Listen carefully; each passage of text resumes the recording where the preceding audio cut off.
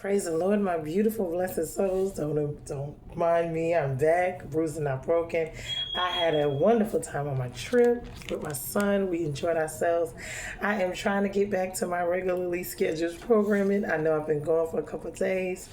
And getting back home and trying to get unpacked to get myself situated, it has been kind of tiring.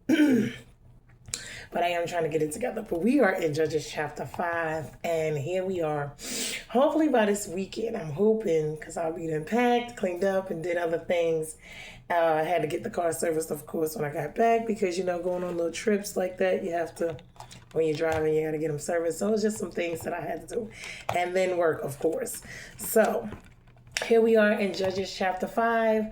Judges chapter 5 actually is a song. It is a song that they sang, Deborah and Barak, the son of Abiniob.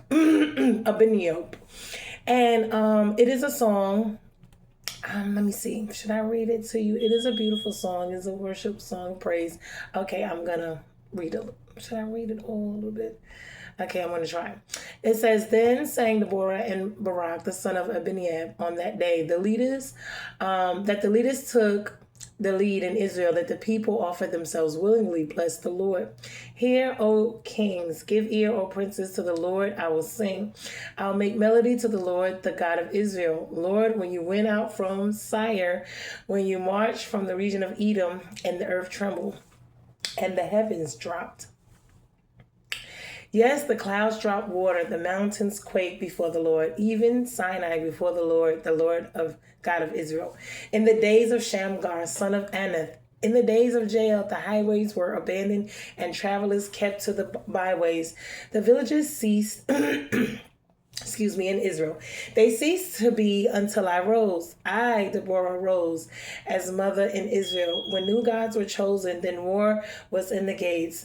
Was the shield or spear to be seen? Among 40,000 in Israel, my heart goes out to the commanders of Israel who offered themselves willingly among the people. Bless the Lord.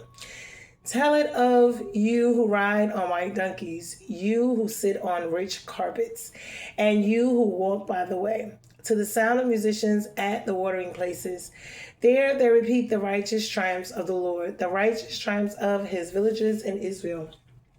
Then down to the gates marched the people of the Lord. Awake, awake, Deborah. Awake, awake. Break out in a song. Arise, Barak. Lead away your captives, O son of Abiniob. Then down marched the remnant of the noble. The people of the Lord marched down for me against the mighty. From Ephraim their root, they marched down into the valley, following you. Benjamin with your kinsmen. From Machir marched down the commanders, and from Zebulun those who bear lieutenant staff. The princes of Issachar came with Deborah, and Issachar faithful to Barak. Into the valley they rushed at his heels. Among the clans of Reuben there were great searching of heart. Why did you sit still among sheepfolds to hear the whistling for the flocks? Among the clans of Reuben there were great searchings of heart. Gilead stayed beyond the Jordan, and Dan, why did he stay with the ships? Asher sat still at the coast of the sea, staying by his landings. Zebulun is a people who risk their lives to death. Naphtali too, on the heights of the field. The kings came, they fought. Then they fought with the king of Canaan. At Tanakh by the waters of Megiddo, they got no spoils of silver. From heaven the stars fought. From their courses they fought against Asterah. The torment Kishon swept them away. The ancient torment, the torment Kishon, march on my soul with might. The loud beat the horses' hooves with the galloping of his steeds. Curse Meros, says the angel of the Lord. Curse its inhabitants thoroughly, because they did not come to the help of the Lord, to the help of the Lord against the mighty. Most blessed of the woman be Jael, the wife of Heber the Kenite, of a tent-dwelling women, most blessed.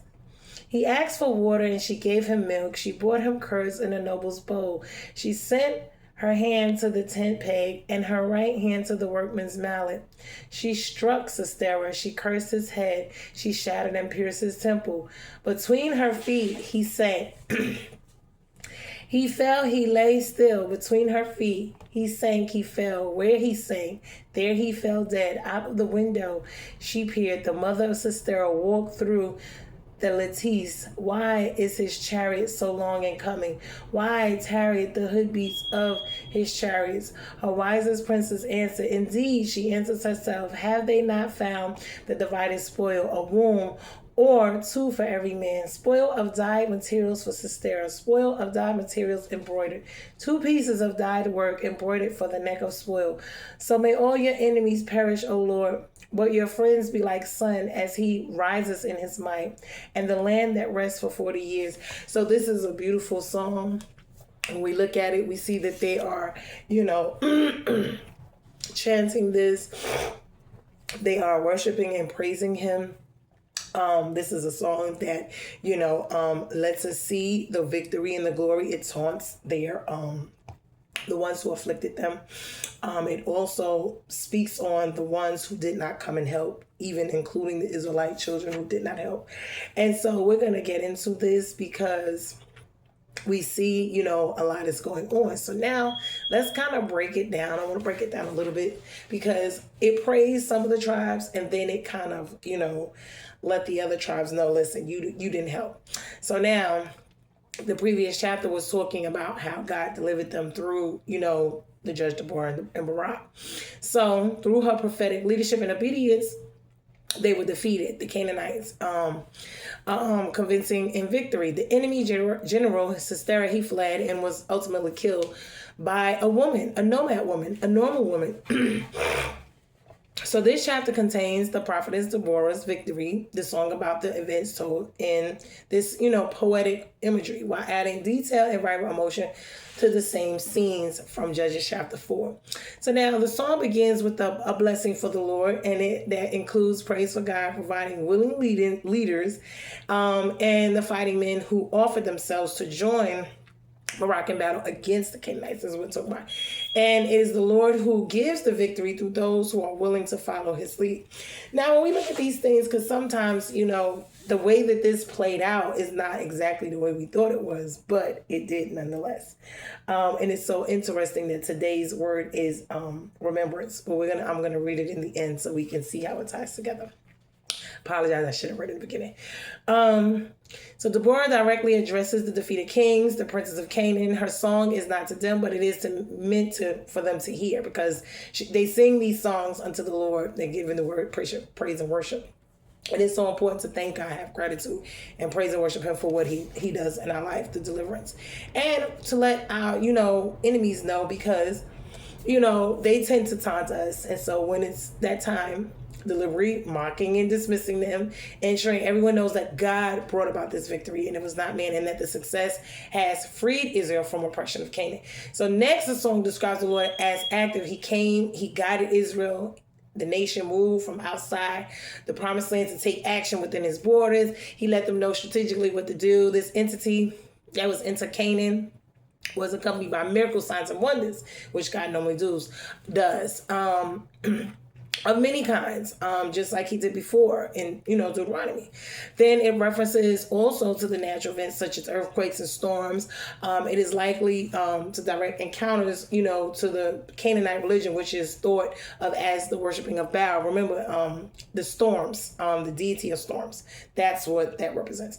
So the word depicts a time with Sisera's oppression in dark terms, likely to the Canaanites when it comes to the iron chariots. Remember, that was something that they thought they were not able to be defeat because of the fact that they themselves didn't have those type of machinery, or that was that up to date, especially for that time frame.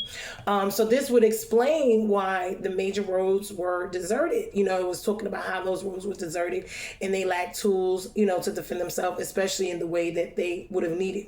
So out of the hardship, Deborah was called the prophetess, and she describes herself as the mother, consistent with her leadership role, as the judge over the nation itself.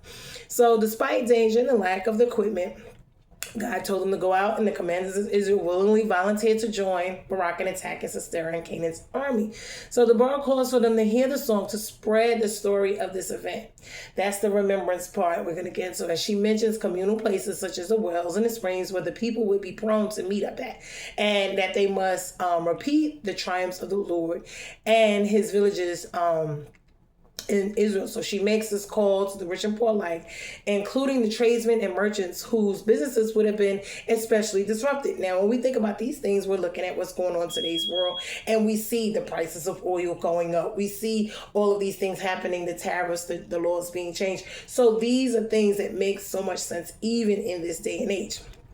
Israel's path to victory began when the Lord woke up Deborah to give a message to Barak. He was commanded to raise an army, willing leaders and fighters to come, from the tribes of Ephraim and Benjamin and Machir as a part of Manasseh, Zebulun, Issachar, and Naphtali all willingly risked their lives so that they could have freedom. And please understand, because even in this day and age, and even, before now, that's where the remembrance coming, because someone had to go before us. Someone had to help. Someone had to fight. And we don't see a lot of that these day and age. We're going to get into this because, we want to look at the mind of Christ. We want to, have Christ-likeness. We want to look at our past. We want to look at what, revenge or, not revenge, deliverance. And we want to remember it. We want to know God and know who we can become, in these situations. And we want to look at also ourselves and see how in our, past, present lives, how these things play out, even still to this day.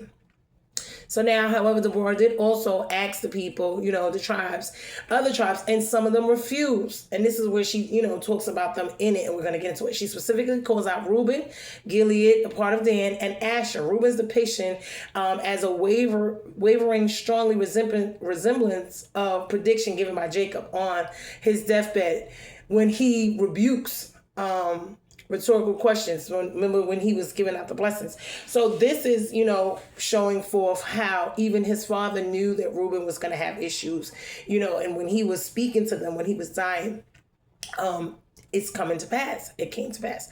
And despite the lack of support from some of the Israelites, the battle was still won. And we got to look at that in our own lives, because we got to understand, even though they're family, they may or may not want to help, friends, they may or not want to help us. It doesn't mean that God has forgotten us or that we won't win or persevere without them, because at the end of the day, it's up to God, where our lives are going to go and how they're going to be transformed. So whether you get the support, whether you get the help from them or not, it's up to God and what he's going to do in your life. And he's going to show forth himself to be true. And so when we look at these things, it's regular human nature, I would say, itself. When we think about these things, they did sweep the enemy away, turned away the fields, they blew the Mount Tabor into a muddy traps. Then Deborah gave an urgent command to attack, and the men approached. This suggests that God arranged for the perfect combination of strategy, right, and natural disaster to overwhelm the Canaanites. And that's how they were able to win. It wasn't them themselves. It was God and his strategic planning. So in much stronger and more direct terms than usual before Israel's tribes, the word curses a town called Meroz for not helping the Lord against the mighty Canaanites. Now see, just like there's blessings for assisting, there could be curses and consequences for not. This might have been an area through which Sisera fled, or maybe he had alliances, with these people, but was not stopped and or challenged. Because remember, sometimes, they will have alliances, whether it's at your job, whether it's other places. They will have people that secretly don't like you or they're working with. As we could see, when he ran to Jael's house, that was supposedly a safe haven for him. So for her to have killed him, this lets us know we got to be careful who we're around. Deborah boldly blesses Jael for cleverly killing Sisera after he ran from the battle and attempted to hide. Right. Now, the moment is depicted in the song using repeated phrases and echoing style. Now, remember this, her husband had some type of a something with him. And if she had been going along with her husband, she and submitting to him fully, and God lets us see that, her husband was not in the right. She was. And, they would tell us to obey and all these other things, which is wonderful. But there are times, in our lives where if we are married, our husband leadership is out of order. He's not following God. He's not He's an opposition of God. And when that is the case, you will find the household being what it would be, in a disarray. So for her to disobey her husband and go against him for God, we see why, because there was something going on with him, and if it was up to him because of his partnerships for the money and the finances, guess what? They would have been against God. They would have allowed him to live. They would have allowed him to get away. And that would have caused problem, because don't think he wouldn't have went away and got more people and came back, and it could have been even worse. And this is why at times God calls us to kill our enemies. He calls us, whether it's revenge, well, I wouldn't say revenge, I would say judgment. Because this is the way God puts it. He doesn't say he revenges, or he may avenge. He may have his revenge, or what do you call the righteous judges, justice, judgments, vengeance is his if he chooses it to be. And this is what he does in his time, in his own way. So, okay. So Sisera, the body, it was there. It was humiliating defeat at the hands of a woman, nonetheless, this big time, So, and remember, Deborah herself didn't even get the credit for that. It was Jael, which it rightfully so belonged to her. So now, next, the song is talking about, imagine the reaction of Sisera's mother as she waits for him at home and he doesn't come. His reputation as being noble and dividing spoils. And, he's this big time leader, and to be killed easily, The soldiers enjoying the women of Israel, crassly referred to as wombs, suggests that Sisera had a reputation for that kind of cruelty. So maybe he was also, doing unthinkable things when it came to women. You see what I'm saying? And we see some of these things going in these other countries as well, with these different types of religions where they just humiliate women. Finally, Deborah prays to God, to bring similar defeat to his enemies. She pleads for those who honor God to be strengthened and become like the sun, bright, invincible, and powerful. Then the final phrase in chapter returns to typical, narrative style, which is that Deborah and Barak won 40 years of peace. So that one battle gave them 40 years of peace. Now, could you imagine it going the other way and for them to continue on if he hadn't been killed? It could have, really did some way more damage than what it did. Remember, Israel was already having issues with a lot of things. So we're going to look at it, and we're looking at it now because it says a lot, even for where we are in this world today. So now, before we get into the next chapter, Israel will then fall into the same cycle of sin and oppression. So we're going to talk about that. We're going to talk about it. It'll be in the next one. It'll be about Gideon. But I don't want to get into that yet. I still want to continue to break down this. I told you I was going to, talk about remembrance. Now, before we get to remembrance, we want to know God. We want to know who he calls us to become. We want to have the mind of Christ. We want to have Christ likeness. We want to look at our past, and look at it as well as the past being remembered to see where we are in the present, so we can know where we're going future and moving forward. And remembrance is something that God, as we can see, he has been giving them remembrance, and it is for a reason, because when you remember what God has done for you before, you will incline yourself to continue to know, because sometimes we need that, especially in times of discouragement, disappointment, long periods of things going wrong in our lives. And I know this to be true because I have been dealing with some of these things my own self. And so Judges chapter 5, it contains a triumphal song, and it's talking about all of these things, but mainly it is the happy consequences of that victory, the glorious victory itself, which they are expounding on. It is a poem, it is a song, it is preserved, because it was dictated, it was dictated by Deborah. She was a prophetess, designed for a psalm of praise then and a pattern of praise, even now.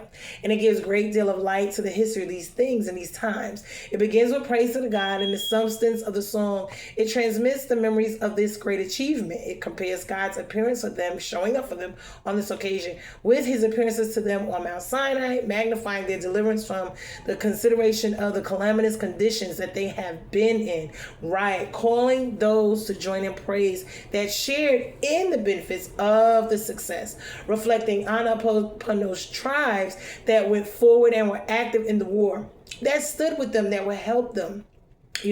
And the disgrace to those that declined the service, those who did not partake in the help, in the aiding of the victory, and taking notes how God himself fought for them, celebrating particularly the honor of Jael. She's the one that slew Sisera, on which had the song in this very and it concludes with a praise of God. So we're gonna look at this. I wanted to break it down and for us to really look further into it and its meaning, including for us in this day and age, because a lot of this, we can see happening right now. We have the wars going on. We have the war amongst the church going on amongst themselves.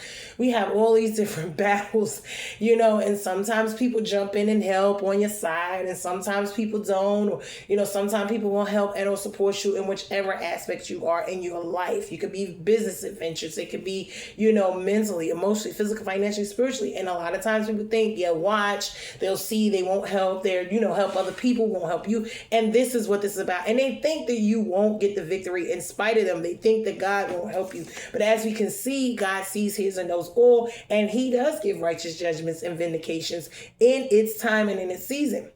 And so when we look at this, he will send people to you that you don't even know to help you and assist you. Listen, Deborah is here. We're going to talk about it. This song is one of the oldest and richest and most theologically loaded poems in scripture. It celebrates Israel's victory over Sisera and reveals how God fights for his people when leaders rise and the people are willingly respond. Below, we're going to look at it, the structure, and we're going to look at what is going on. The song historically and spiritually. We're going to takeaway is this. Judges 5 is a prophetic victory song celebrating God's deliverance through Deborah, Barak, and Jael, praising willing leadership, willing to lead. And leading is something that is not just a saying, it is an action. Condemning passive tribes, meaning they didn't help, they didn't, assist, they didn't. And people can be passive in your life. They can, be there and not assist, but they can also just not do anything. And we got to pay attention to those people and revealing how God himself fought for Israel. Why? Because some people are just there to monitor or to, to see, like they said, to monitor it. They just watch it. They're not actively participating in anything, and I tell people that all the time. Hold on one second. They're not actively participating in your life. They're just there, as bystanders. And so we got to pay attention to that, because people should have some type of ranking in our lives, some type of, you're here. Why are you here? Are you just here to watch, struggle? Are you here just to report back what's going on? You are monitoring spirit. Are you, what are you here for? Because if you're not aiding and helping me move forward in some type of way, then what are you here for? Are you giving me emotional support? Are you giving me spiritual support, financial support, any type of anything? In any way? Because when people are in your life and a part of your life, they should be aiding each other. We should be aiding or helping one another in some way, shape, form, or fashion. And a lot of times people get complacent and comfortable with just being there, just to be there. And no matter what you have going on, up, down, in, or out, they're not, they're just passive. They're just there and they're not, doing anything. So Deborah and Barak, they praised God because leaders led and the people willingly offered themselves. And when we look at this, these were men who were supposed to have been doing it. So for Deborah to be doing it, and she's a woman, it says a lot, because we look at what the world tells us is this, that, and the third. And I've said this before about women, about what their places are. But God shows us through his word how he uses women. How sometimes the leadership is not good. I say in my own time, I asked God when I was having children, why didn't he allow certain relationships to work out? And with my children's fathers and outside of, the abuse and different things, were they actual leaders? Were they able to lead the family? Did they want to lead the family? Did they want the responsibility of leadership? Or did they want it with me and my children? And we have to look at these things. And maybe they didn't. Maybe it was better that they not be around. Why? Because he removed them. He allowed it not to work. So it didn't work. Why? Because they weren't the ones to lead. They weren't, if you're going to be the leader or the head, you have to lead. It is your responsibility to make the decisions, to carry the weight, to carry the load. And a lot of times you will see men, sometimes women who will be there. They will be very passive.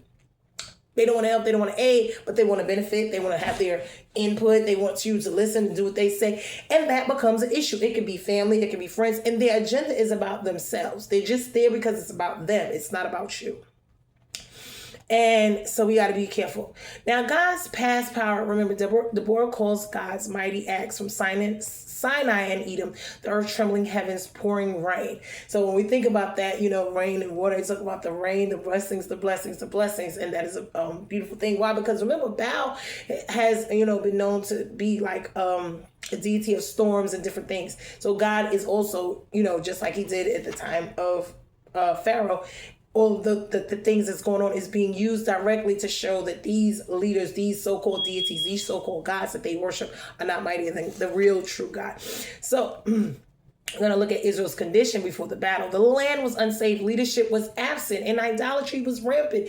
And when we don't have any leadership, and that's over anything, when there's no one that's going to take control and take charge, when there's no one who's going to step up and who's going to, help delegate, and, that's even women in the households, because they say, all women are supposed to be submissive. But when there is no man in the household, when the women are, have to be the leaders, we have to stand up and do what needs to be done in our households. Why? Because who else is going to do it?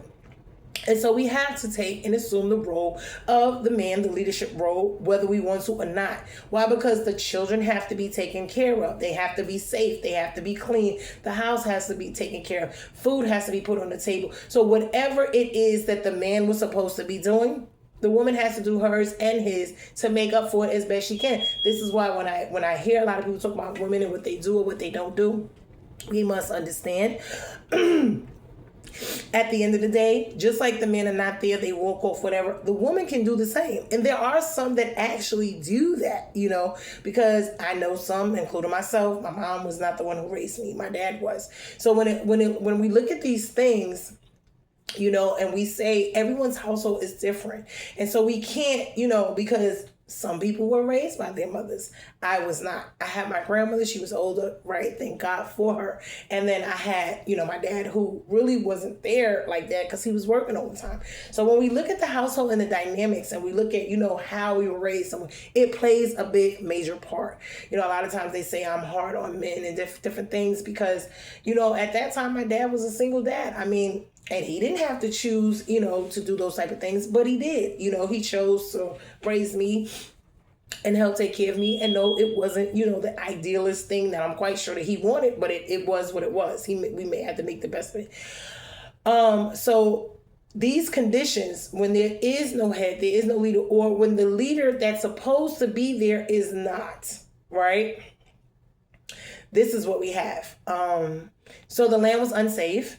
And as I tell people, even with the men and the women, when they're dealing with each other, when they're broken up and when things are not, however the mother is doing or whoever has the children, whatever it is mentally, emotionally, physically, financially, and spiritually that they're doing, it's going to have an effect on the children if they are living with the children, if the children are with them. Why? Because that is going to be the primary caretaker. And however they're doing, if they're not doing well, the children are not doing well. So when we look at these things, we have to pay attention and take and look at it, what it is.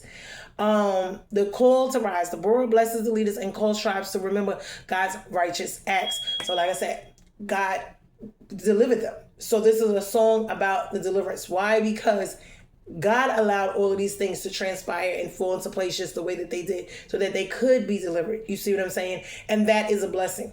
Tribal responses. Some tribes fought bravely. Others stayed home and rebuked. They did not come and assist. They did not come and help. Their family members were being targeted, which all of them were having issues, but some were having more than others. And instead, and we see this a lot, instead of the family coming together to help the ones, they stand back, they watch, they talk junk, they do this. We see it. Instead of coming in and helping them while they're struggling, they sit back and passively watch and nitpick and say what should have, could have, would have been done here and there, instead of assisting, as if that is going to help. It does not help the situation to be there as a dictator, spectator, and just to be spewing out fumes and flames of fire and adding to the fire. The people are already in hard enough situations, and instead of assisting, you're tearing it down even more. And this you have to be careful and watch out for. The battle itself, God fights through nature means storms, floods, cosmic interventions.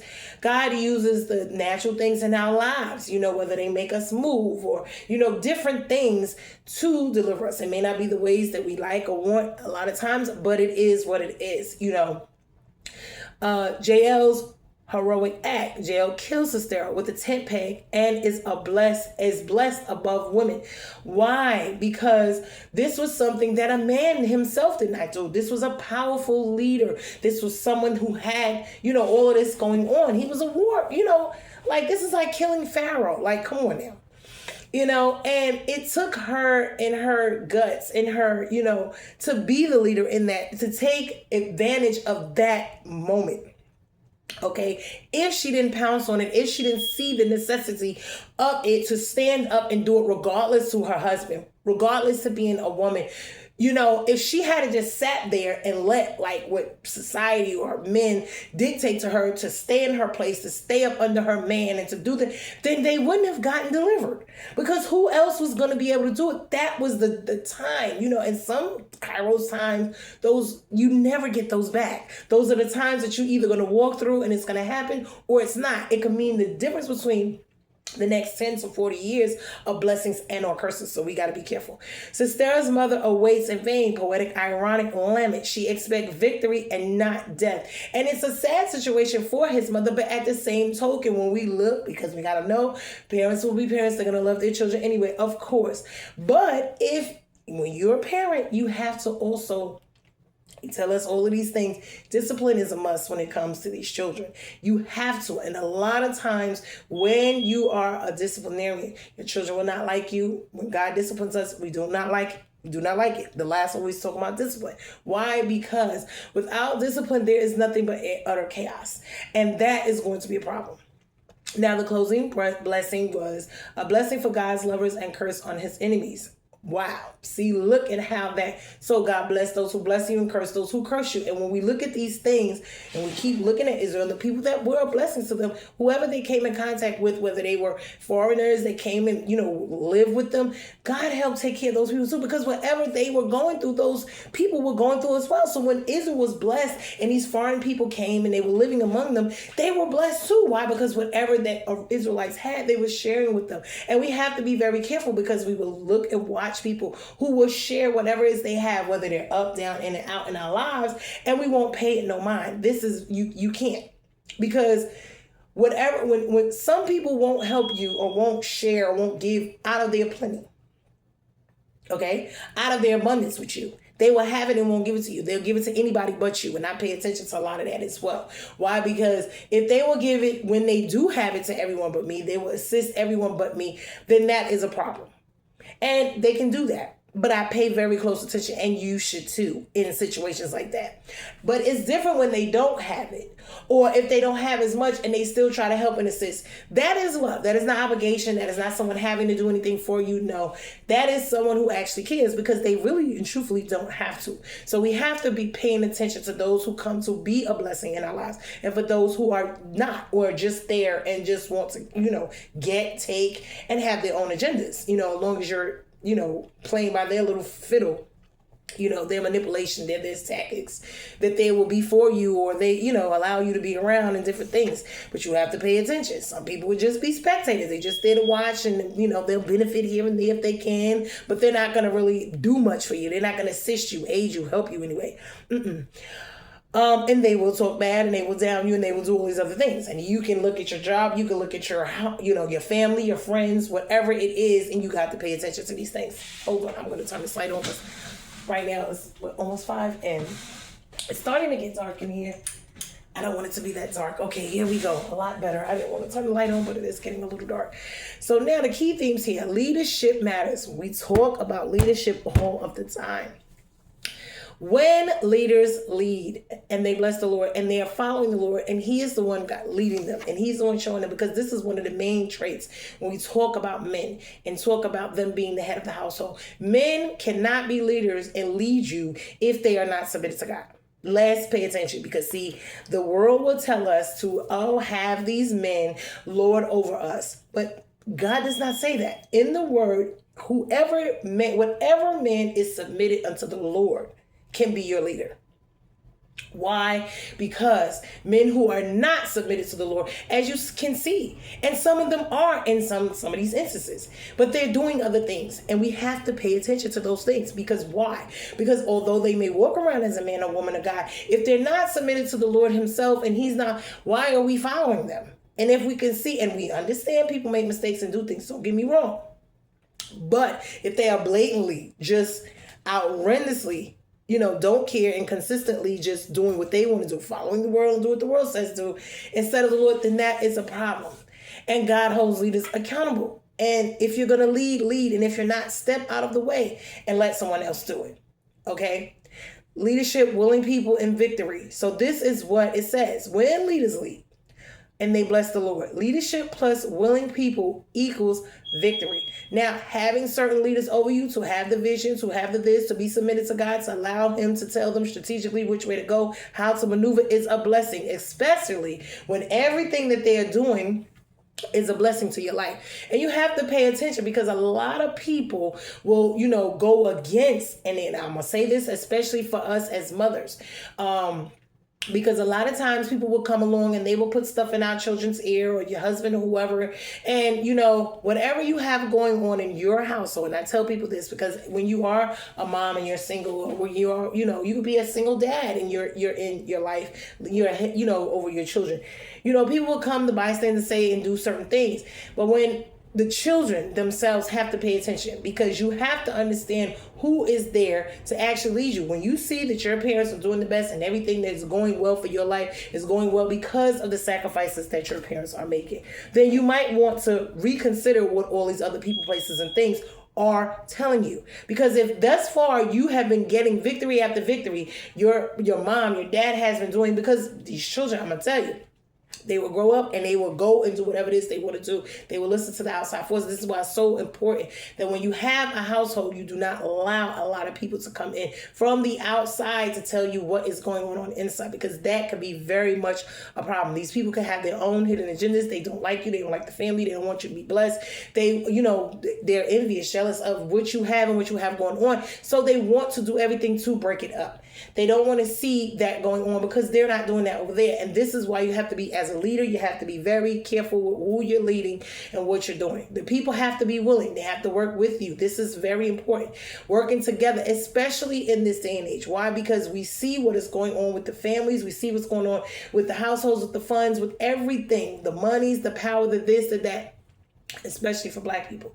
And when I did the making of a slave, you need to go back and look at it and how, that really affects us psychologically. Now, the sad part is nowadays, because we do know that these things affect us. Why? When it comes to slavery and all these other things, especially as Black people. But us ourselves can be our main enemy when it comes to, they talk about black and white and, the white man and all. Now, yes, there are things that are in place. But when you are having your families and you're doing this and folks are not getting married, or they're getting cheated on, or they're being abused, whether it's mentally, emotionally, physically, financially, spiritually, it could be from the parents, it could be from the man to the woman to the children, whatever. This becomes an issue and a problem. Why? Because when people have leadership, they tend to, forget, I would say, how to lead and lead lovingly and not just be, boom, boom, boom, where they just, pride and ego. Now, leading people with a fair hand, which is, okay, I'm going to step in, and when it's time to judge, or when it's time to, discipline, I'm going to discipline, right? Why? Because without it, it's going to be a problem. You can't just let your children, your household, your coworkers, whatever, run wild. Whether they, your friends or not, you need people that's going to come to work, whether they're your friend or not. You got to respect you and your title. They got to do what they're supposed to do. Same thing in your household. The people have to get in line, do what needs to be done. Unless you're leading them into something that's going to hurt them mentally, emotionally, physically, financially, or spiritually, what will be the reasoning behind not listening to what, the person that's over your parents or whoever is telling you? Now, if you see some error in their leadership, that will be a different thing. That would be different. But for the most part, if what they are doing, you may not like everything that they're doing. Why? Because everything that they're doing, you may not know the reasoning behind it. You may not know a lot of things, but if it's for your good and not for your bad, then you might want to pay attention to that. Why? Because a lot of times folks will, and it will be for your good to listen, but you don't want to listen because you don't like the no, or you don't like the wait or the state. This is what goes on. So understand God fights for his people through the storms, through the floods, through the cosmic forces. God intervenes directly. And when we think about storms, those are the times in life that, a lot of things is going on, the floods, when the waters is coming up, cosmic force. So we got to think about these things. We think about them in the spiritual realm as well as in the natural. What a flood comes to do. It comes to drown out. What does a storm come to do? It comes to destroy, steal, kill, and destroy. So when we think about these things, that could be anything that is coming to do these things, okay, in your life. So pay attention. God, he intervenes directly. And there's cosmic forces, which they talk about, which is spiritual forces, which are the ones that come against us.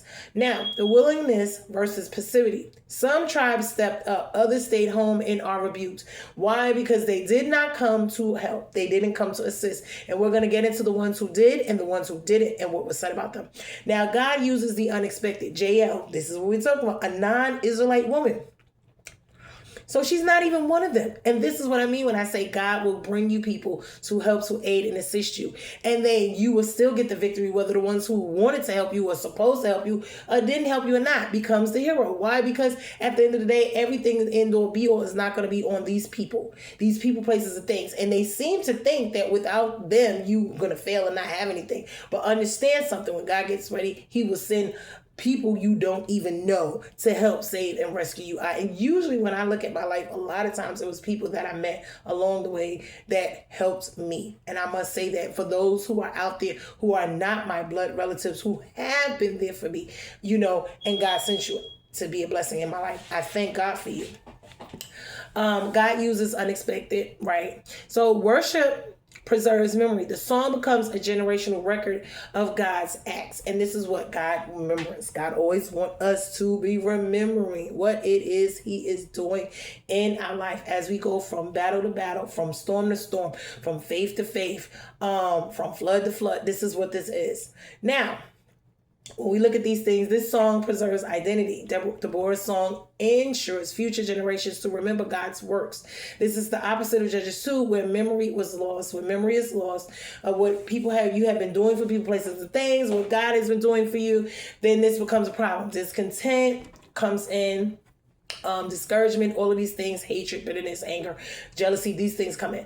Willingness breaks cycles. Generational stagnation breaks when people offer themselves, meaning to assist, to help, instead of being passive, instead of just watching, to assist and to help. Okay, and I say this to myself because, like I said, I have been homeless in and out plenty of times. I've had a lot of things going on in my life, but it was really eye-opening to see who would actually be of assistance and who would not. Okay, because a lot of times the ones you think would not. God honors the brave and exposes the passive. Exactly. The tribes who fought are honored. Those who hid are named, and they should be ashamed. Why? Because why would you sit there and watch? This is where the love comes in, when it's your family, your friends, and watch, why these people go through certain things and not assist and not help and then want to talk to you. This be's the problem, because you're not adding to the aiding, you're adding to the problem. And this I've seen over and over again in my own life. People, places, and things. Wherever it was, whether it was in my family's lives, it was in my personal life, whether it was, with a significant other, whether it was with the children, whatever it was, these are the times that you really look at and you really think about and you really say to yourself, well, who was really in my corner and who was not? And it's not to say that they have to do any and everything or give you any, no, but who genuinely were there and wanted to assist. And sometimes hurt people. You could be trying to help them and they are steadily, doing things to mess up you or what you have going on. And then those of you have to let them go. Why? Because you can't, throw your life jacket and expect them to push you down and drown you in the process of helping them. Either we're going to work together and help each other or we are not. And that's the difference.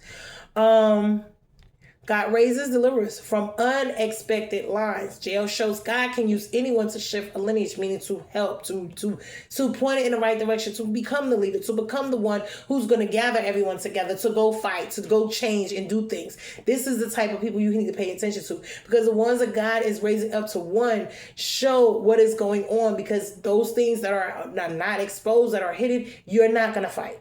You're not going to see it as an issue or problem. Why? And so you won't address it. So we have to look at what is actually there, what is actually going on from all angles, and how do we go about fixing or changing these things, and working together to do and get it done. And for those who want to help and for those who don't, let's separate who's willing, who's ready, and who's not. Why? Because we don't have time.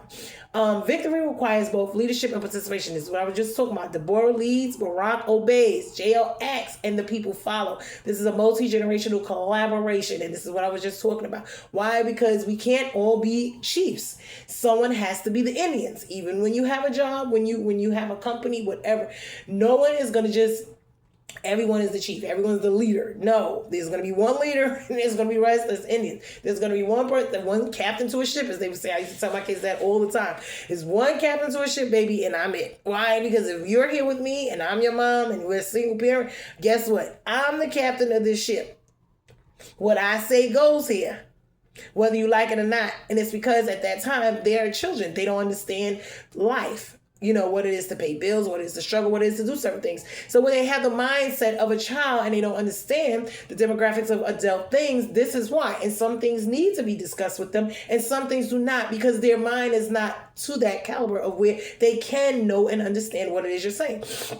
So you need to, have conversations with them in a time frame, knowing when they can handle and understand and comprehend things and when they cannot. Structure of the song is the source. Praise and invocation. Israel's oppression, tribal responses, the battle itself, JL's victory, and Sisera's mother, and the closing prayer. So the key characters are source, meaning Deborah the prophetess, she's a judge, and then the mother of Israel. She leads spiritually and militarily. And it's funny they talk about the mother of Israel, because being a mother, you have responsibility. You have to lead. Barak, obedient warrior, he responds to Deborah's call. JL, she's an unexpected deliverer. She kills Sisera and is blessed above women. Sisera, he was the oppressor. He was killed by a woman fulfilling Deborah's prophecy. Why? Because God gave it to her. God had already told her, and he told Barak what was going on. Why? Because Barak didn't even want himself go unless Deborah was going with him. And we have to understand that a lot of people will not go, will not do unless you're going to go and do. Why? Because they know that God has, some type of special relationship with you, and they feel like they themselves, you have to have it for yourself. And so the spiritual meaning of the song, worship as warfare. Deborah's song is both praise and prophecy. Yes, it is. God honors courage. Remember, our praise and worship is, one of the main things we use, the garment of praise and the spirit of heaviness, to fight and defeat. Because the enemy does never want you to praise and worship God. He wants you to be discouraged. He wants you to be, disappointed and all these things. He wants you to be angry and hurt with God. He doesn't want you to give the praise and the honor. He doesn't want you to have joy. He does not. He wants you to always be downtrodden and going through changes and sad and hurt. And when you see people, places, and things that like that out of you and never want to see you doing what, get away from them. Get away from them. God honors courage. Every tribe is evaluated based on willingness, and the willingness to learn, to conform, to obey, to work together, to listen. To let the outsiders, naysayers, stay where they are and to work together to do the work that needs to be done to create the change that we want to see. This is what this is about. Working together, okay? And like I said, I've always taught my children to work together with me, with themselves, with each other. Why? Because outsiders create a lot of different things. Why? Because as a family unit, it is a unit you create yourself that is more important than the ones that you are relatives in. Because although people are your relatives and you're related, you can't help who you're related to. Okay, please understand that. But who becomes your family is different. Okay, your family, your inner circle is by your choice and your choosing whom you allow to stay in your life and deal with on the regular. But relatives is people who you are related to. You cannot pick and choose that. You were born into it. And some of them will love you and have the best for you, and some of them will not. And whether they see it or not, it will still be there. Why? Because sometimes they don't see what they're doing. They have an agenda. They don't see that what they said or did is wrong. They think what they said and did was right. And guess what? But a lot of times, and I find this to be so true, a lot of times when we sit down and we think about the things that we do to people, they do to us, it comes down to two things. And these are the things in the Bible. God says to love your neighbor as I love thyself, to love God with all your heart, to love thy neighbor as I love thyself. Because it's certain things, if you love people, you can and cannot do to them.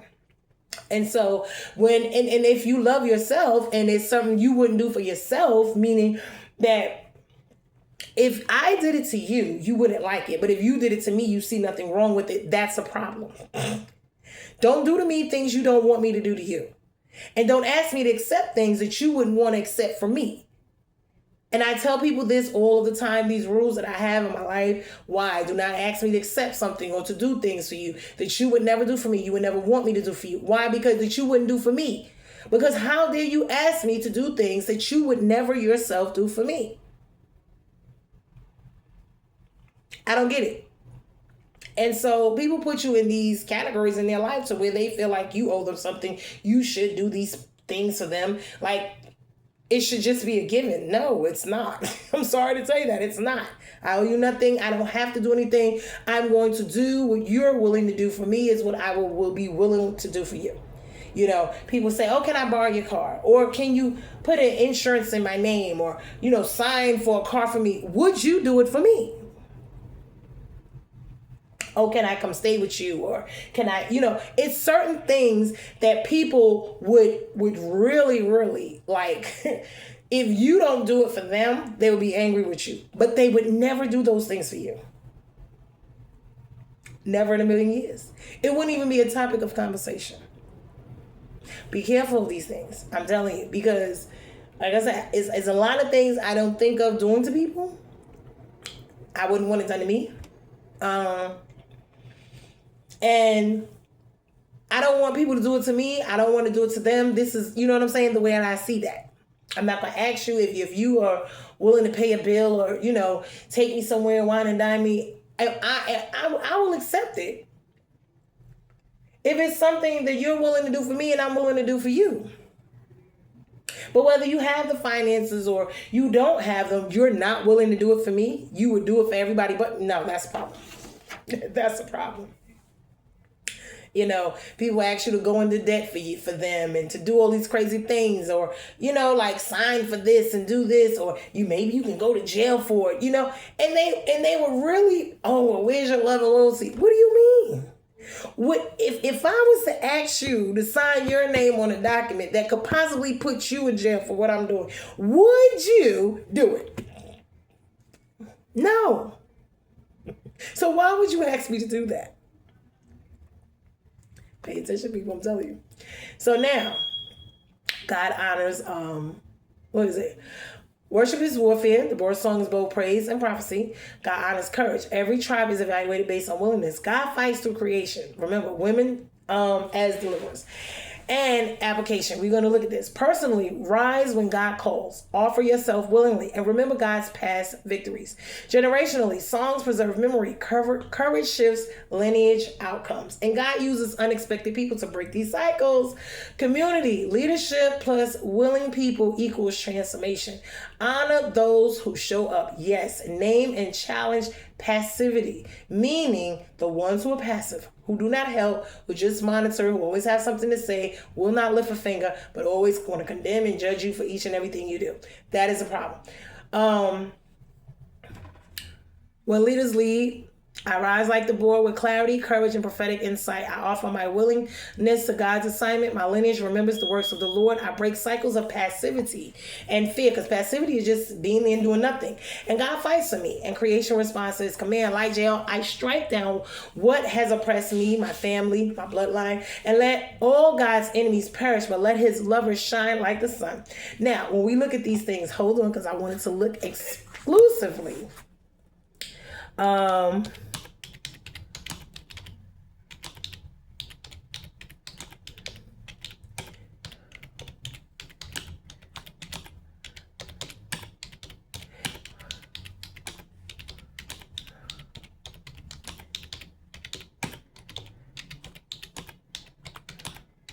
Okay, so now I'm getting into who were the tribes that assisted and why, and who were the tribes that didn't assist and why. Because we're going to look at this, right? Because it's going to help us. So in Judges 5, the names of the tribe that showed up and the name of the tribe that stayed home, meaning didn't help. And they watched. This is a spiritual audit. Take audit in your life, okay, of who is willing to step up and assist and who is not. Why? Because you do not need to be calling on folks you know that's not going to help in any way, shape, form, or fashion. This is a spiritual audit of a nation. Below is the full breakdown. Who fought, who helped, who didn't. Mentally, emotionally, physically, financially, spiritually. Generational reasons behind each one. The tribes that helped and why. These tribes showed up and they risked their lives and answered the call. One was Ephraim. This is the line of Joseph. Ephraim, why they helped. They lived near the battle zone. They had strong warriors. They responded to Deborah's leadership. Spiritual meaning, Ephraim represents courageous first responders in their lineage. So why? These were the reasons. They lived near these zones. So these things affected them. And a lot of times when things do not affect people in their lives, they don't care. They do not get involved. And this is one of the reasons. They had strong warriors and they responded to Deborah because they saw what she was doing. They believed in it. Why? Because they knew that a change had to come. Why? Because we can't just sit here and continue to let this continue to be the way it is. So something has to be done. And if we see someone who's trying to do it, let's help and aid them, not destroy them. This is the problem. 2, and we see it every time God was raising up prophets and people to help. A lot of times those same ones you're sent to help will be the same ones who will try to destroy you at every chance. But the moment you get the victory, they want to come stand next to you. That's a problem. 2, Benjamin. Why they helped? The tribe of Benjamin. They were small but loyal. Remember, Benjamin and Joseph, those are brothers. Those were Rachel's children by Jacob. Benjamin, why they helped? They were small, so they weren't a large tribe. But they follow Ephraim's lead. Why? That's their siblings, their relatives, and they're close. Those are the children of Rachel's. They value covenant unity. Covenantal unity is something that is, people do not respect it. They do not honor it. It is a problem. Whether it is in your marriage, whether it's with your children. Like I said before, these people, places, and things need to know their positions, their roles, and know how to play them. Why? Because when you overstep, there becomes a problem. You step out of the bounds and the lines of where you should be. Now, they were small, but they were loyal. That means a lot. They followed Ephraim's lead. Why? Because they were brothers together. They wanted to work together. I am my brother's keeper. They value covenant and unity. Spiritual meaning, Benjamin represented the remnant that stands even when they are small, when it's not much, when it's just us. I am going to be here when all these other people, places and things are not here. I was there for you. I will help you. I will stand with you, my brother, my sister. I will continue to help you, your children, your this, your that. I will run up and down. I will pour my blood, sweat, and tears. We need to make these things work. And sometimes it will be people, places, and things who will not do that same thing for you, but they will demand it and expect it from you. You have to pay attention. 3, Manasseh, another one of Joseph's children. So we already see Joseph's children, they had some sense. Why? They had some Joseph's DNA blood in them. Manasseh, why they helped? They had a warrior tradition. They were fighters. They lived in contested territory. That was another reason. So this was affecting them too. And they were used to fighting. So they band together. Why? Spiritual meaning, Manasseh represents a lineage that fights because they've had to survive. So they always were fighters because it seemed like those were the ones, remember, that always had to fight. Always, because you got some people in your life, you see, dang, their life is always a tragedy. It's always an issue. It's always a problem. Always a fight. They are fighters. Zebulun, why they helped? They risked their lives unto death. They were known for bravery. They responded to God without hesitation. Spiritual meaning, Zebulun represents radical obedience and sacrificial courage. Like, forget it. If we got to do this, let's do this. Let's go all out. We're going to go blazing. Even unto death, we're going to stick together and we're going to do what needs to be done. Why? Because who wants to continue to live on your knees? Issachar. Why they helped? They followed Deborah closely. They understood times and seasons. This is another one. You got to pay attention to people who know the times and seasons, when to move, when to stay, when to go, when to pray, when to fast. Why? Because this will be the beginning or the end of when and where and how you move. They discerned the moment.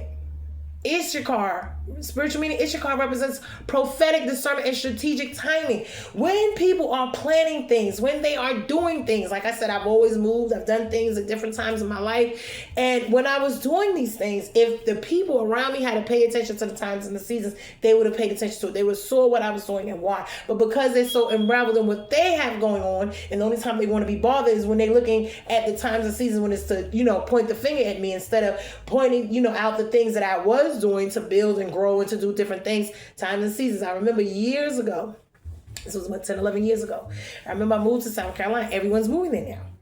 I did this 11 years ago to build and grow my life.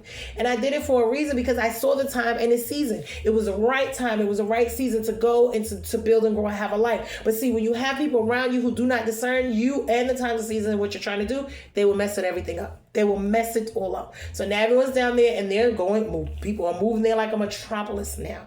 You got more people moving to the Greenville area, I would say now, that I see moving to Atlanta. There's certain people moving to Texas now, but you got to pay attention. Like I said, the next move I made or anything I'm doing, I have to pay attention to it, because I'm not just going to move and not discern the timing. Is this the time for me to go and plant seed, to start, to build a foundation? Why? Because if it's not the timing, meaning in the seasons, if this is the wrong season, I could go down and then everything can fall apart.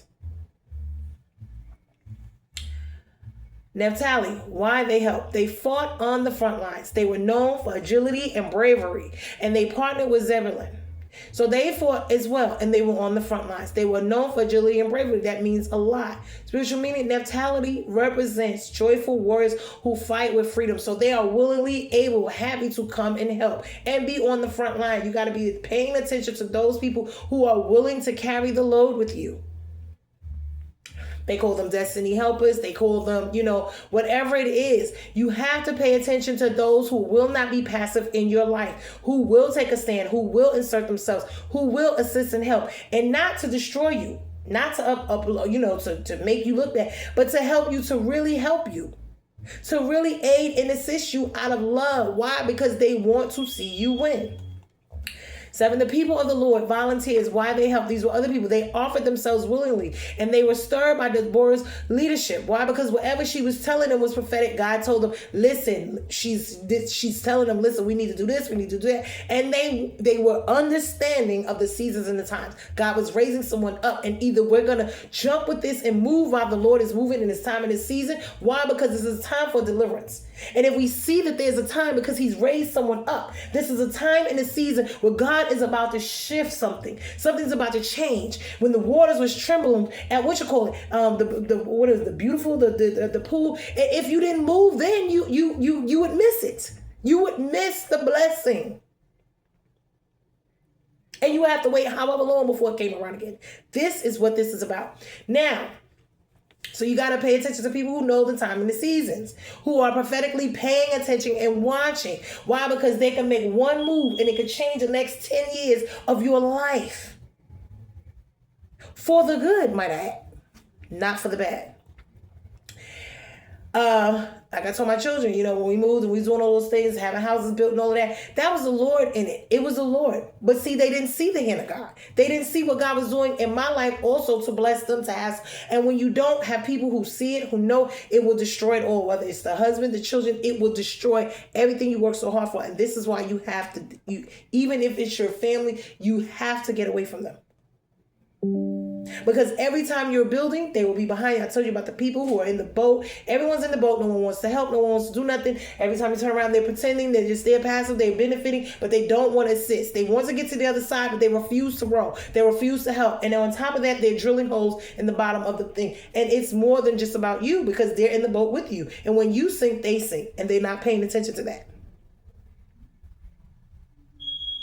You have to have willing participants, people who are willing to work with you and help you and assist you and aid you. One hand washes the other, they both wash the face. Everything in our body works consistently together. They don't work against each other. They work together. Because if not, they all performing functions, different functions. Why? To have one outcome, health, homeostasis. But if not, it's going to be a problem. And we have to see this in our own lives. Why? Because the body of Christ is the same way, just like your regular body and anything else. Either you're going to work together because this is what you were made to do, or you're not. Because going against the body is killing everyone.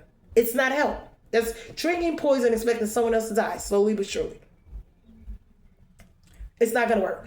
Tribes that did not help, and why? This is what we got to pay. These tribes stayed home, hesitated, and or refused to fight. They didn't want to help. Deborah names them publicly, which is rare and intentional. Why? Because you have to call out these so-called goats in your life.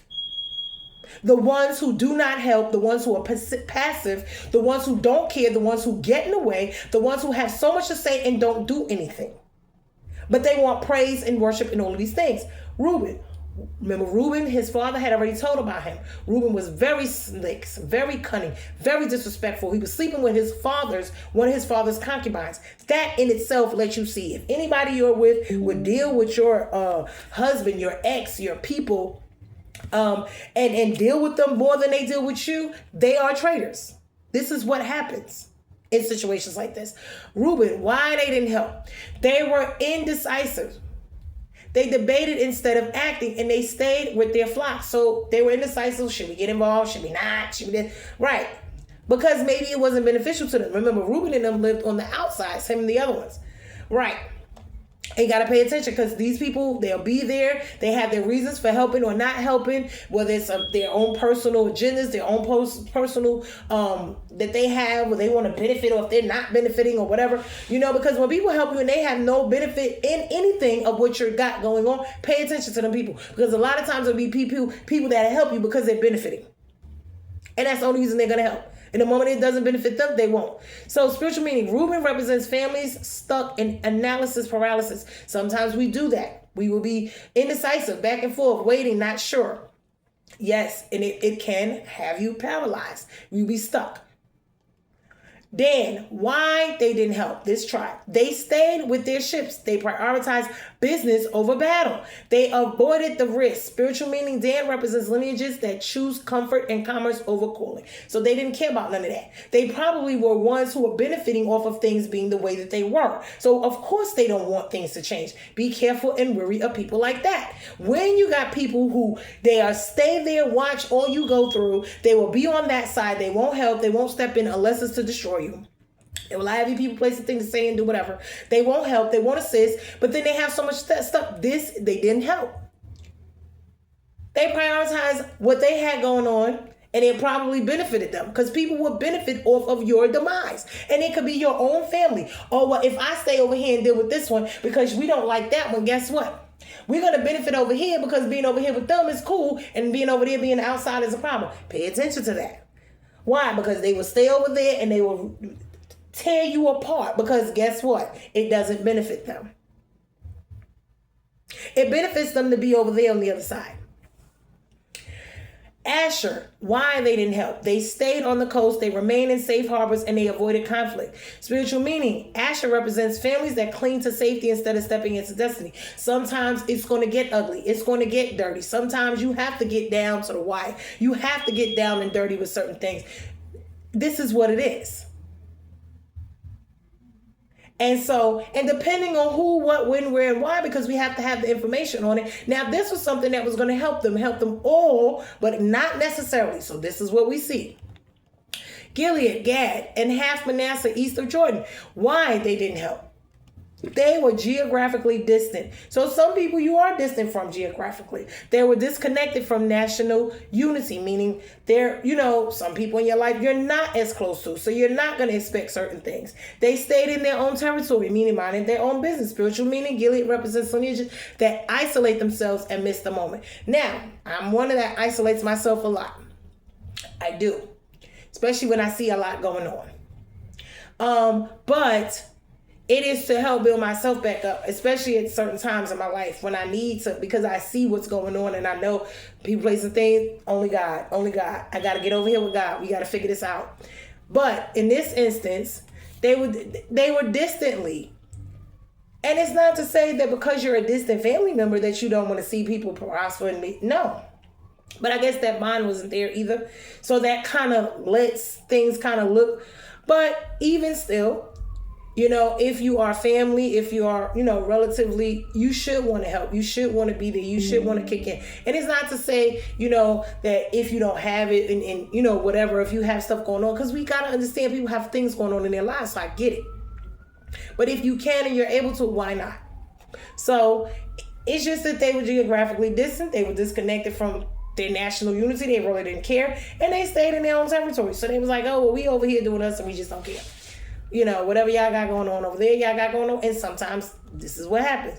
Now, the most severe rebuke was Meroz. It's not a tribe, it is a town. But they received the hardest curse in the chapter. Because remember, they were cursed. They were rebuked. They were cursed. They were talking about. Why? Because they didn't help.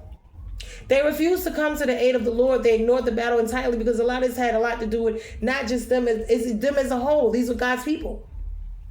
When he delivered them all. He didn't say, oh, one gonna get this one. No, all of them delivered out of Egypt.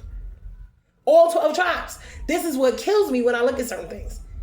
God is a father. You are the children. You're supposed to help. Why? Because God delivered all of you. Where are you?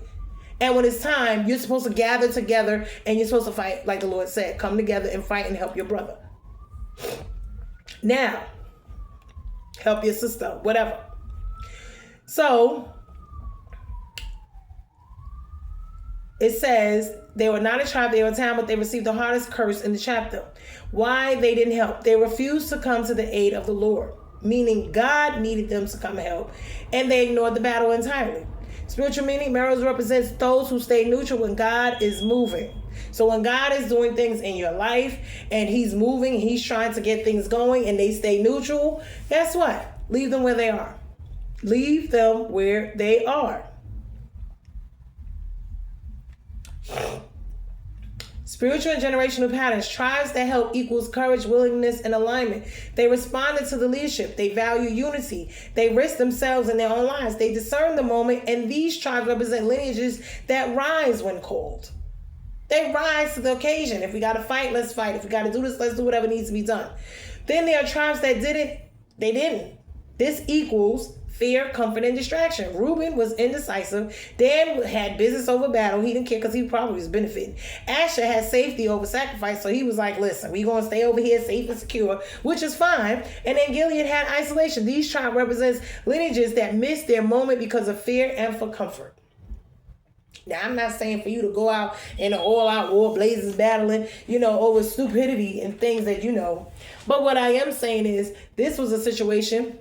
Their family, we got someone who is really, trying to destroy them, tear them down, oppress them, take everything from them. And instead of them rising together to help, they sat there, and especially when the Lord was involved in all of it. Why? Because look at what God had done for them all this time. Remembrance. Remember. Having the mind of Christ. Knowing God. Knowing when he's moving. Who he wants us to be and become. Having Christ-likeness. Paying attention to your past. Watching. Okay, when it comes to revenge, judgment, all these things, remembrance. So we're going to get into these things. Why this matters in Judges 5. Deborah is teaching Israel and us. Victory is not just about God's power. It's about who shows up and who doesn't. Some tribes had the heart, the courage, and the willingness, and even the alignment.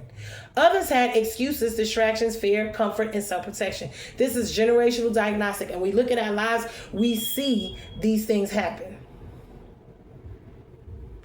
We see them.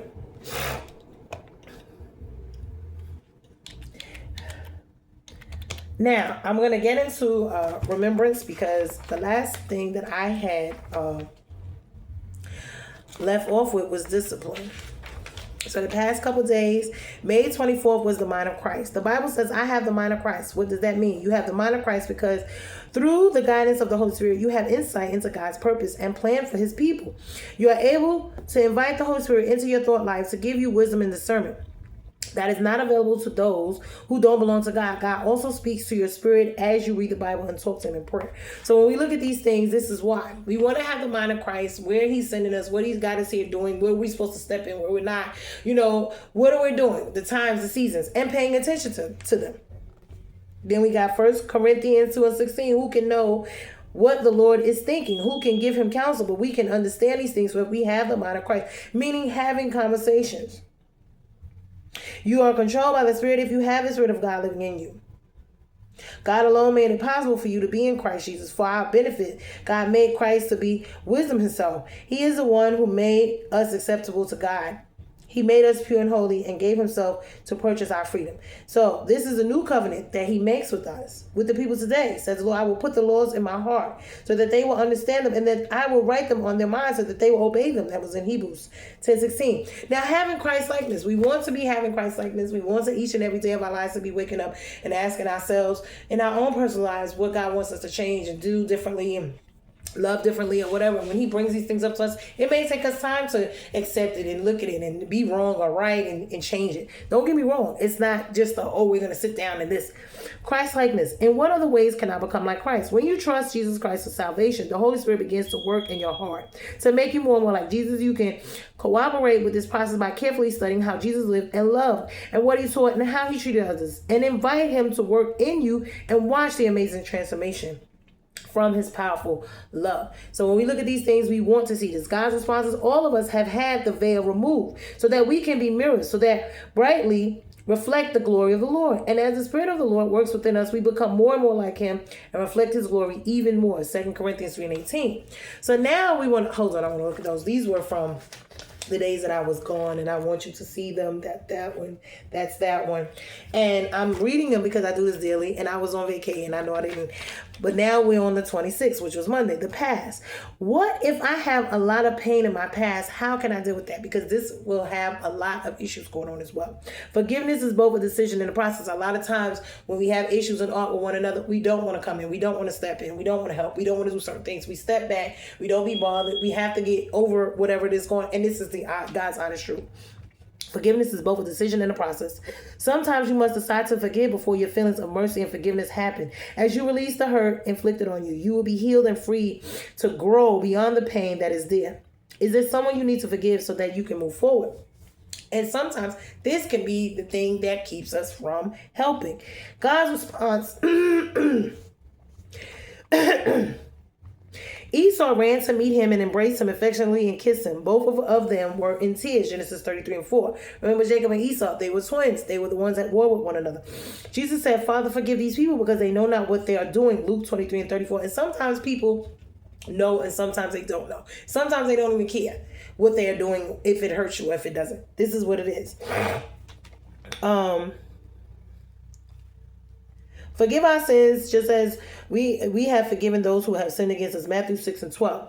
Then we have May 27, which was revenge. How can I deal with a hurtful past? Because a lot of times people do want revenge. This could be another reason why folks help or not help. Why? How can I deal with a hurtful past? Sometimes we feel that if we can forgive, then we can forget. Forgiveness. It's not always really about forgetting, because a lot of times we forget, but we do not forget. And I tell people that, which is often impossible, but about surrendering your right to hurt another person back, meaning to let that go. Forgiveness allows you to release the bitter desires for retribution, and it frees you from anger, hurt, and bitterness after someone has wronged you. Time will either harden your heart, making you bitter and unyielding, or will soften it, giving you a desire for healing and restoration. Willingness to forgive is the only way to achieve these. Now, God has to work in our hearts and at our times with different things. And sometimes it's not a right away thing. And sometimes we may want to forgive, but our hearts are still angry and hurt and bitter. And we don't. And it may take us some time. Now, God's response is be kind to each other, tender heart of forgiving one another, just as God did through Christ Jesus has forgiven you. Ephesians 4:32. I forgive their wrongdoings, and I will never again remember their sins. Now, God is the only one who forgives us and do not remember. Because people will forgive you, but they do not forget. Because if you, and I tell people this all the time, because if you did it once, you have the capabilities of doing these things again. Why? Because it's not to say that God can't change people. Yes, he can if and when they want to change. People have to want to change and want to stop doing things in order for that to happen. So guess what? Some people want it and some people don't. Some people enjoy hurting you. Some people enjoy, making your life miserable. Some people get a kick out of these things. They know exactly what they're doing and they know what they're doing and why. And they want that for you. So let's not get it twisted. Okay. So I'm going to show you these two. And that is the past, and that is this one. And so, as you can see, the dates. And so now we're on May 28th, which is remembrance. And so, why? Because these things are so important. Remembrance. What are some good things that I should remember about the past? Because remember, even when things have been, went left, there are good and bad about the situation, whether it's your friends, your family, or whatever. There wasn't always bad. It wasn't always bad, no matter what it was. So now, what are some good things that I should remember about the past? Never forget what God has done for you. Share God's faithfulness, both in your life and in the lives of others, with your friends, family, children, grandchildren. So that you will build a testimony for future generations. This is what I mean. Even with people, places, and things, it's not all bad. It was some time or another when things was good between you, these people, places, and things at one point. So we must remember these things. Now, God's response is, now that I am old and gray, do not abandon me. Oh God, let me proclaim your power to this new generation, your mighty miracles to all who come after me. Psalm 71:18. Like I said, because people will remember, okay, the one thing you said no to or did wrong, but the 99 other things, and we do this with God as well, and they will forget the other 99 things that they did do right. And this is the problem. You know, I could sit here and say, oh, when my husband, we went through things. There was times when our marriage was beautiful. There was times when we were so in love. It was never an all bad situation. There was times with my children as well, friends, family, people. It was never all bad. But when it did get bad, it was time for me. When things changed, it was what it was. So we got to look at both factors, okay? And a lot of times we don't. And this is the issue. And this is the problem. We don't remember the good that was done. We only remember the bad. That's the problem. Because there had to be both. There's no way it was just a one-way situation. As I tell people, when you are in relationships, it is a two-way. You both said and did things that you didn't like to each other. You both hurt each other, whether you knew it or not, whether it was intentional or not. You both did. And unless you both are willing to change it, meaning apologize, acknowledge it, apologize, and change your will and ways, then it's not going to help. And that means action going forward, even with God. Repentance is change. It's not action saying I'm sorry and nothing being done. No. When you love people and you really want to be a part of their lives, you really want a relationship with them, whether it's God or whoever, you have to do the change part. That is the action. Faith without works is dead. Why? Because you can't apologize and then continue to do the same things over and over again. Things that I don't like, that you know I don't like, you want to say and do them still, as if that's going to make no, it's not going to make our relationship any better. What it's going to do is, if I already forgave you, but I didn't forget, it's going to push the knife in and twist it. Or it's going to take the knife out, but then it's going to have you touching that same sore, that same spot in the heart or that wound, and you're going to continue to nitpick, and I call it death by 1,000 small cuts. Why? Because that's what you do. So we got to pay attention to these things. And when we look at life and we look at what's going on and why, this has a lot to do with when people help, how they help, why, if they're going to show up or if they're not. Now below, we're going to look at which tribes help and which tribes didn't. We did that already. Hold on. Oh, dang. Does this get too long? Oh, Lord. Okay. I think I need to end this one. I think I went too far. Okay. I didn't realize how long this one was. So I'm going to apologize and I'm going to hurry up and end this one. But for the most part, we understand, what is going on. And for the most part, okay, so I'm going to get into this. Those who help, lineage that rose when called. They represent courage, willingness, unity, and obedience. Those who didn't equal lineage that missed their moment. They represent indecision, distraction, comfort, and self-protection. Meros, the lineage that refused God outright. This is why the curse was so severe. So I'm going to leave you here with that, because God will call you to people, places, and things to help you. I didn't realize this one took this long. I apologize. This is over an hour. I think it's an hour and 22 minutes. I'm just paying attention to it. I am so sorry. I am back from vacation. I had a good time. I enjoyed myself with my son. I was up in Boston. Tewksbury did us really well. The lodging, everything, but it rained. I enjoyed my time, but now as you can see, I'm trying to get my life back to its regularly scheduled programming, and I'm trying to get caught up on my words and everything that I need. So I hope you guys enjoyed your weekend. The weekend is coming up now. It's going to be nice out. I'm trying to get back into my workout schedule, everything. So bear with me. For all the people who are new, like, share, comment, and subscribe to the channel. I have my Cash App in the bio link if you want to be a blessing to me. Like I said, God is my provider. He is my source. And we are bruised and not broken. We are here to just help one another on this journey. Try to figure out life and what is going on in our lives and how to live here and live a life that is a life that is in the world but not of it. So we are bruised and not broken. Be blessed in Jesus' name. Judges chapter 5. Song of praise and worship. It is a warfare cry. Thank you guys. Love you later.